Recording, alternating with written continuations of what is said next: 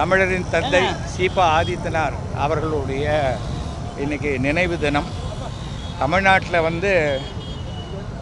புதுசாக குடியேறினவங்க மற்ற மாநிலத்துக்காரங்க யாராக இருந்தாலும் அவங்க தமிழ் கற்றுக்கிறதுக்கு உதவியாக இருந்தது பெரிய ஒரு விஷயம்னா அது தினத்தந்தி.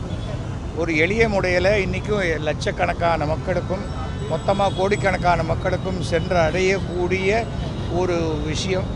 அதே போல் சட்டமன்றமாக இருக்கட்டும், தமிழுக்காக சேவை செய்தவர் என்றால் தமிழரின் தந்தை சீபா ஆதித்தனார்.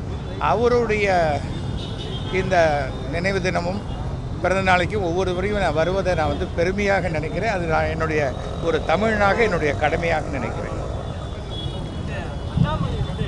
ஜெயலலிதா அவர்கள் இந்துத்துவாவை ஆதரித்தார், ஒரு இந்துத்துவா தலைவராகவே செயல்பட்டார் அப்படிங்கிறது நீங்கள் சொல்கிற ஒருத்தர் ஜெயலலிதா அவர்களை பற்றி எனக்கு தெரியும். இன்னொரு பேர் சொன்னீங்க, அவரை பற்றி எனக்கு தெரியல ஒன்றும். ஏன்னா அவர் மாதம் ஒவ்வொரு மாதிரி பேசுவார். எதுவாக இருந்தாலும் அது ஜூன் மாதம் 4ஆம் தேதிக்கு பிறகு தெரியும்.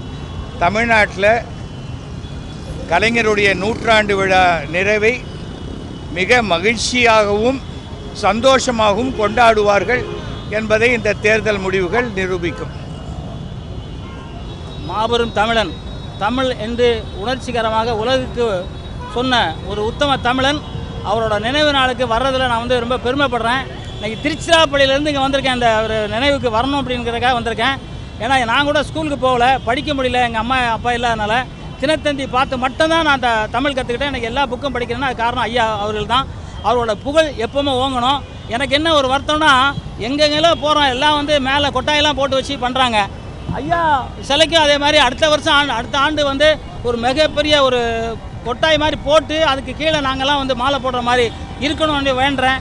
அது நிச்சயமாக நடக்கும். தமிழக அரசுக்கு இது ஒரு வேண்டுகோளாக விடுக்கிறேன். நன்றி, வணக்கம்.